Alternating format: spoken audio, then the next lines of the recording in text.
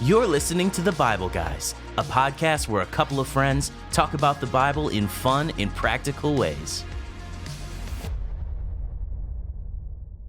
Welcome back, Chris. Hey, welcome back to you, Jeff. Oh, thank you. Yeah, you are welcome always. Always, really? Yes. Good. Yes, good. I think so. 'Cause sometimes I walk in and I'm like, I wonder if he's going to be happy if I'm here today. Always happy, even when you struggle to get here on time. Yeah. Whoa, I was late today. Yes, it was. I should get a free pass on this one, though. Yes, you should. Yeah. Okay, so today, actually, we're going to start out with something pretty fun. Okay. So Desiree has what she has listed as a fun jobs draft list. Oh, that's cool. Yeah, so it reads this way. If you hadn't pursued a career in ministry, what other enjoyable jobs might you have considered?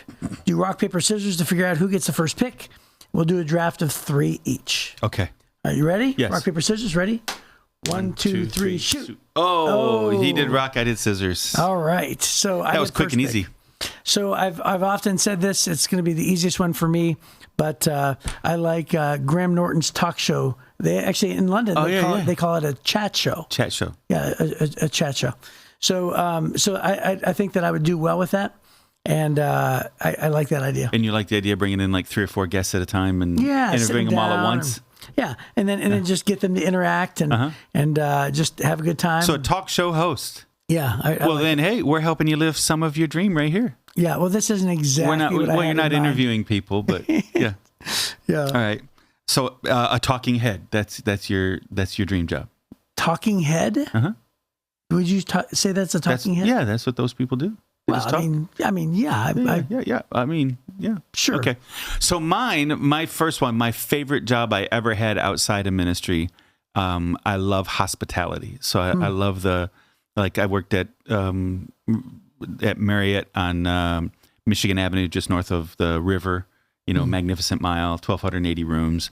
I loved serving. I loved that whole hospitality hotel kind of environment. It was a lot of fun. Yeah. So that was by far my favorite job I ever had. Wow. Yeah. Outside of ministry. Yeah, for sure. I would say my second, it's going to be pretty vague, but I would say being a business owner in general. Running my own business, probably in sales somewhere. Yeah. I think I could find myself happy in another lifetime outside of ministry if I had chosen such a thing, with being the organizer of a company that is able to get a product into somebody's hands and meet a need and to sell. I think that if it involved sales and it involved me running the company, I would. That's what I would do. It'd actually probably be my very first choice. Sales. Yeah, sales. Yeah, I can see you as a good salesperson. Well, you've done well in sales in the past, so yes. Yeah, you're that guy. I think my fallback job, I always say, is opening up a taco truck. That's hilarious. So yeah, that's the. I really like cooking. Yeah. I like the fast pace of the pressure of short order cooking. Yeah. Right. So I've done jobs like that before. I also help manage a couple of little of restaurants and things, and I like that experience. I like the pressure of it. And then because it's a food truck, it's different places every day, serving different people, and that'd be kind of fun. So yeah. And I make good tacos. Yeah. So. Oh, yes, you do. There's no doubt about that. Yeah. So that'd be fun. And then I would say my third choice would be movie critic. A movie critic. Yeah. There you go. Yeah. I think that You want to write, or would you want to be like a talking head?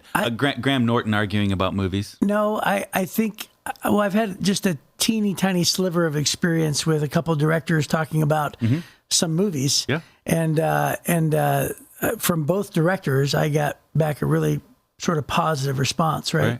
Where people are like, hey, that's a good response. And so I feel like if I can get an actual legitimate Hollywood director to tell me that's good insight, I think that there's something there. Yeah. And it's super fun for me. Yeah. Right? So I think. So would you be writing as a critic or talking as a critic? I think all the above. I think I'd like to do writing? Yeah. You do? I just wrote a script yesterday. Yeah, wow. For a video. Okay. That we're doing at church, and I was imagining the shots and imagining. I think I'm decently good at it. Okay. I think my last one. Hey, by the way, whether I'm good at it or not, I like it. Yes. I think my last one in another life, younger than I am now, Yes. would be like an adventure guide.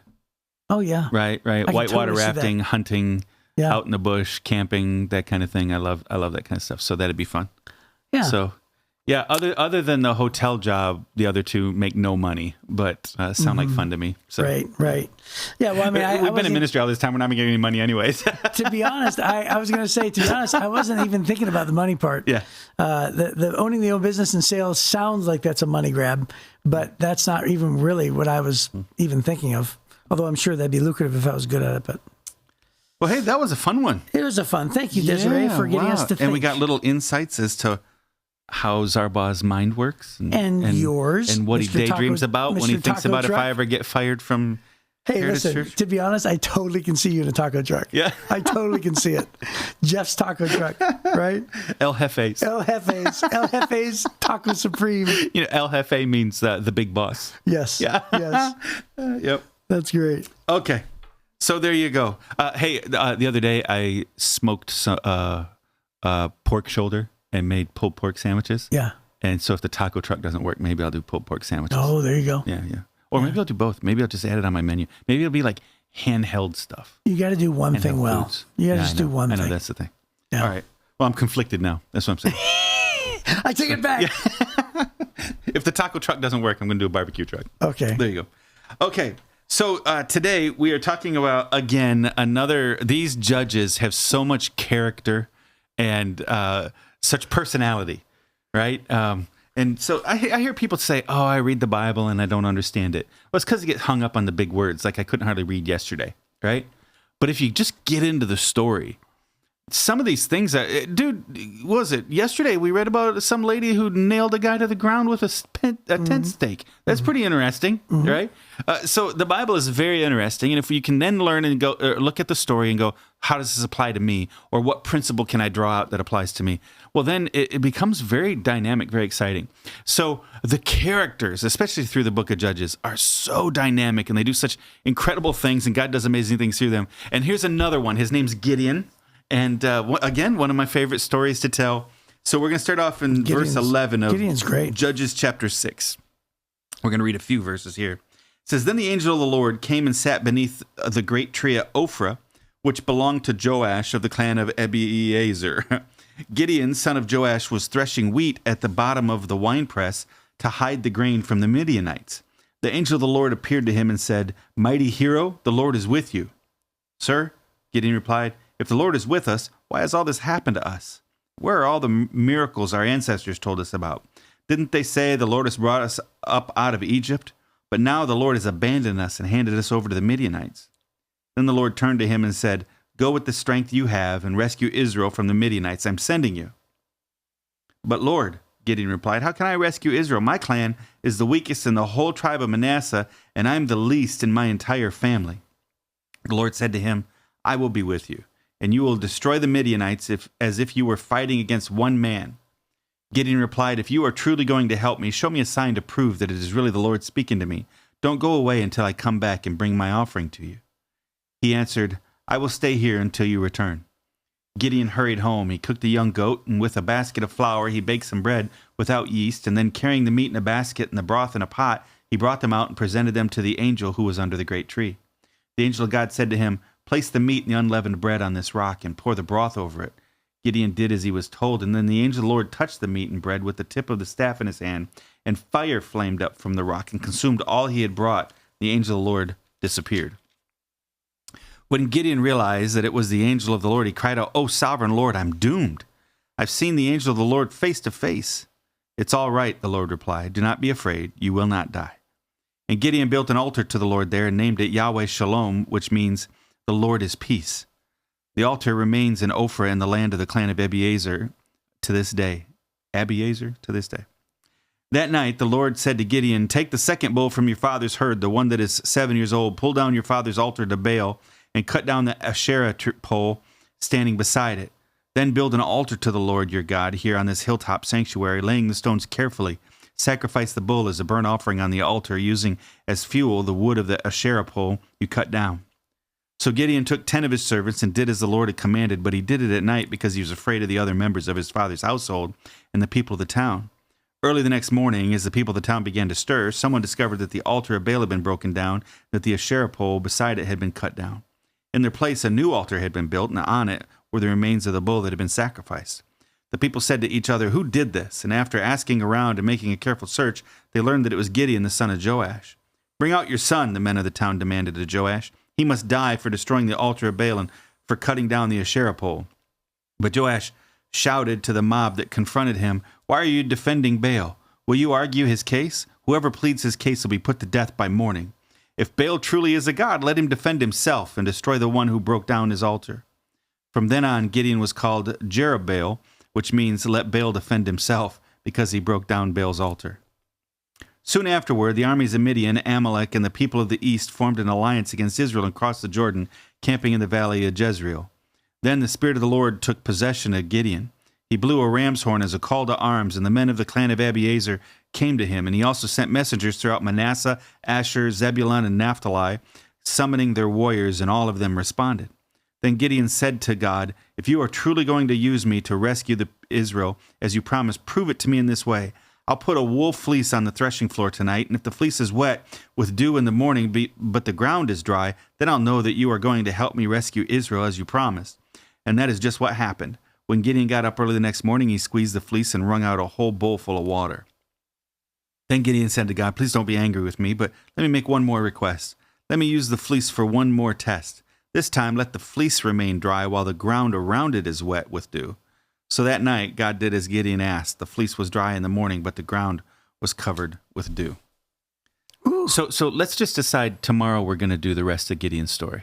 Well, sure we are. Defeating the Midianites. Well, yeah. We weren't. We were skipping on to another one. But let's deal with the first half. Oh, that's crazy. Of him setting up, and then If and we then didn't read Gideon, I would be outraged. Yeah, well, we're reading Gideon, but the big battle. Big battle's coming. Well, yeah, the details of the battle. Yeah, so we won't reference epic. the battle much today, but Yeah. let's stick with this testing God thing. So and the first thing that stands out to my mind is, he said, "The Lord is with you," and then Gideon immediately says, "How can the Lord be with me if bad things around me are still happening?" Yeah, and so and yet at the same time, that one verse, there's a sermon in there somewhere, isn't there?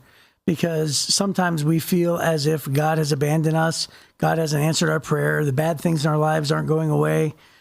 We go through tragedy, and yet if God were to appear in the room, he would say, "Well, God is with you," and we would say, "Well, there's no way that God is with us." Yeah. I think sometimes in our heart we believe, in our head we know that God is with us, but in our heart we feel like he's not. And so that's what people pray for. They pray that they would feel peace. They pray that they would feel God's presence. And they'd say, "I just can't feel God being there." And in his case, it was the midst of actual oppression from the Midianites. Yeah. So anyway, it's just a great encouragement to help us realize that, God promises to us as Christians, he will never leave us. He'll never forsake us. God doesn't promise an easy life, but he does promise through every single thing we go through, he's going to walk beside us and be with us every step of the way. Right. One of the themes in the book of Judges, which we didn't read this time, but if we'd gone back to verse 1 in the chapter, it says, "The Israelites did evil in the sight of the Lord." Right. Right? So the Lord handed them over to the Midianites. So this is a theme. They honor God. They followed Deborah for 40 years. Right. They honored God, held back. Then she dies, and they immediately go back to worshiping Baal and putting up Asherah poles, right? Mm-hmm. And so Baal represents power and fertility. The Asherah pole also represented fertility.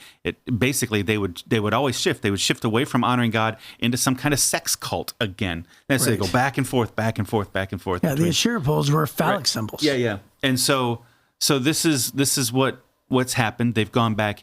And so there's a really amazing note for verse 13 in the Life Application Study Bible. It says, Gideon questioned God about the problems he and his nation faced and about God's apparent lack of help. What he didn't acknowledge was the fact that the people had brought calamity upon themselves when they decided to disobey and neglect God. How easy it is to overlook personal accountability and blame our problems on God and others. Unfortunately, this does not solve our problems. It brings us no closer to God, and it escorts us to the very edge of rebellion and backsliding. When problems come, the first place to look is within. our immediate response should be confession to God of sins that may have created our problems. Right? So where we have Gideon, who doesn't seem to be a guy who is actively working against God. His family was. His family had an altar to Baal, had an Asherah pole. This is what God said is, hey, if I'm going to use you, go tear down that altar, go get rid of that Asherah pole, and then I'll use you, right? So this is something that has permeated all of the culture, including even Gideon's own family. And there's consequences to going against God, right? And so I think a lot of times people play the victim, like somehow God's a bully, instead of acknowledging, man, my own decisions have brought me to this point. Yeah, there many times that's the case. I had a person not long ago come and weep and ask me, why did God take my wife away from me? After we just talked about he had just got caught in in multiple affairs. I'm like, I'm not sure God took your wife away from you. That's what I told him. I said, dude, don't let me be a jerk. I'm not being a jerk, but as your friend, let me call it as I see it. God did not go, I'm going to take your wife away from you. Right. Your bad choices broke her heart and ruined your relationship. That's what happened. So you're blaming God, like somehow God could have stopped this. You deserve to have God supernaturally intervene and stop this, as opposed to acknowledging my sin destroyed everything that's important to me. And I said, dude, you have no hope moving forward in a successful life until you step back and accept your own responsibility. He sat there, cried. This was quite some time ago. Cried for quite a while, and he went, you're right. And then thanked me. He said, I needed somebody to be honest with me and tell me. Because I'm willing to blame everybody else. He said, that's been the habit of my life. I blame everybody else for my problems instead of accepting myself. Oh, wow. So the second thing that I was observing too in the story, because there's so much in here, is that he says, isn't it interesting how he says, my clan is the smallest among all the clans, and I'm the smallest among my family. So God chose the smallest clan, and then the least insignificant person from an insignificant family. So Gideon has, grown up to have this view of himself as obviously somebody who's not a great war hero, right? Because so we grew up reading the King James version, and what does he say? He says, "Gideon, thou mighty man of valor." Mighty man of valor. And he's like, and Gideon's like, what? He's like, I think you're talking to the wrong guy, right? I don't know who you're looking at, but that's not me. And we all know that at the end, Gideon becomes a mighty man of valor. Sure. After the big victory, people in history will have looked back. Well, you just gave it away. Well, we told him there's going to be a battle. We didn't tell who wins. Oh, yeah, that's right. Gideon dies. That's not what happens. The children of Israel burn. That's not what happens either. So anyway, yeah, he becomes a mighty man of valor. So it reminds me then of, Jesus when he looks at Peter and he says, your name shall be Cephas, or rock, right? Peter. Right. But yet when Jesus told Peter that his name was going to be the rock, or the stone, really, it was a stone that you hold in your hand. His life wasn't really rock-like yet. Right.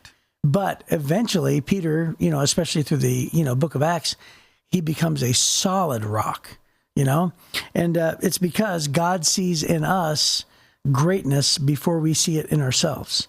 And so here's the angel calling, Gideon, a great hero. What does this version say? Yeah, mighty hero. Mighty hero. And Gideon's like, I think you got the wrong guy, because I'm the smallest in my clan and I'm the least in my family. Right. That was his immediate response. So again, that's just another thing that we can look at too to apply to our own lives. So it's funny that he calls him mighty hero while he's hiding in a wine press. You don't normally thresh wheat. Right. Down in a wine press. You normally would thresh wheat. They would thresh wheat up on hilltops. Right. And a wine press doesn't have to be some deep pit either. I mean, did you see the little wine press area in Nazareth when you were in Israel? I think I did, yeah. Yeah, it's first century. Very likely Jesus and Mary would have been getting, crushing their wine grapes there, right? But kind of neat. Anyways, it's just a depression in the ground that can capture in rock, that can capture the wine that's being pressed out, and then there's usually a runoff spot to be able to pour into bowls or something. It's not very significant. But when you're threshing wheat, you want to be up high where there's a breeze, because what you're trying to do with threshing wheat is there's the kernel of wheat on the inside and there's chaff on the outside. It's like a protective. Have you ever chewed on? And this is kind of a weird thing to say. You ever eat popcorn? Yeah. And then get the outside of the seed stuck in your teeth? Yes. Okay, that's kind of what the chaff of wheat is that outside covering of the seed. So when you beat the wheat, right? So they would thrash the wheat on the thing. What it would do is it begin to separate that outside part of the kernel, and it's really light. And so the grain would fall because it's heavy, and the chaff would blow away. Would blow away if you had a reasonable breeze. So you're always up in the up in the higher places. But he's afraid of the Midianites. The Midianites are a bunch of roving bandits running around, and so he doesn't want to be visible. Yeah, and so he's hiding, and God shows up and says, "Hey, mighty man of valor!" Right. While he's hiding from the Midianites, and God sees in him what he doesn't see in himself. Yeah, I almost wonder if he's hiding because had they seen him, thrashing wheat, they would take his wheat. Exactly. Yeah, exactly. Yeah. So he's not out there challenging the Midianites. Right. He's not out there going, "I don't give a rip what you guys think. I'm going to go ahead and live my life." Right. That's not what he's doing. He's hiding. Right. He's hiding in a place they can't see him, and his work is harder because of it. Oh, way harder. Because of his lack of courage to be out, where there's a breeze, instead being down in the wine press. His work is much harder, and you got to know in his mind, there's a little bit of defeatism. Sure. Right. He made the choice not to do the job where he should have done it, where it would have been easier. So now the job is harder. Have you ever done a job and you know that the decision you made the job harder, but you have some reason why it has to be harder, right? So you know it, and you're thinking it through. I think he knows, I'm such a loser. And that's when the angel of the Lord shows up and goes, "Hey, mighty hero." Wow. Right? Well, that's a pretty, to be honest, that's a little bit of a harsher perspective than I was thinking. I was thinking when you're hiding, you're not being courageous. Well, for sure. And I think that there's a little bit of tongue-in-cheek here when he calls him mighty warrior. No, everything you're saying I agree with, but except for the fact that, like, maybe that's exactly what you would have done, or what I would have done, right? Absolutely. Because maybe it's a known fact that there's about a 90% chance that if you're going to thresh wheat on top of that hill, you're not going to have wheat by the end of the day. Right. Right. So it's like and if you challenge him, you're going to die. Right. Like there's a good chance. Right. Yeah. Really good chance. Sure. Right. Could be that way. It reminds me of the New Testament when they were being oppressed by Rome, and they want to challenge him, but nobody can do it. They can't rise up against the forces. Yeah. Well, so there's two kinds of multiple people in the world, multiple kinds of people, but in my worldview, there's two kinds. There's the kind of guy who hides from potential struggle, and like a Gideon, and then there's people like Patrick Henry, who says, "Give me liberty or give me death. I'm willing to risk it all." Sure. To go and I'm going to go up against the mightiest empire in the history of the world up to that point, and we're likely to lose, but I'm willing to sacrifice my fortune and my life for freedom. Right. So that's not Gideon. Gideon's not Patrick Henry. I thought Gideon's hiding in the pit. I thought you were going to use that opportunity to bust on me for a minute. You were like, "There's two kind of people in this world." And I thought you were going to say like brave, and then you, Chris. No, really? Yes. No, that's mean. No, I was just joking. Yeah. So for me, right? He's not taking a Patrick Henry kind of a mindset. Right. Right. He is hiding. Yes. And when you make that choice, when you make the choice to not confront evil in front of you, even you kind of know, I'm kind of a sissy. Right. You know. And so that's why it's so funny to me that the angel shows up and says, "Hey, you mighty man, I'm going to turn you into a great warrior." And then he's afraid. Right. He's afraid the whole time and keeps testing God. Well, that's what I was going to say. Because we're out of time, let's at least throw a couple sentences in there about the fleece. Oh, yeah. Yeah. So what does he do is he gets a word from God, and he's like, "Okay, that's great. I want to believe you, but do this great miracle about the fleece and the dew." And then God does it. And then he's like, "Oh, wow, that was great. Maybe it was a coincidence." Yeah, maybe it was a coincidence. Do it the opposite. And so he does the fleece and the dew the opposite.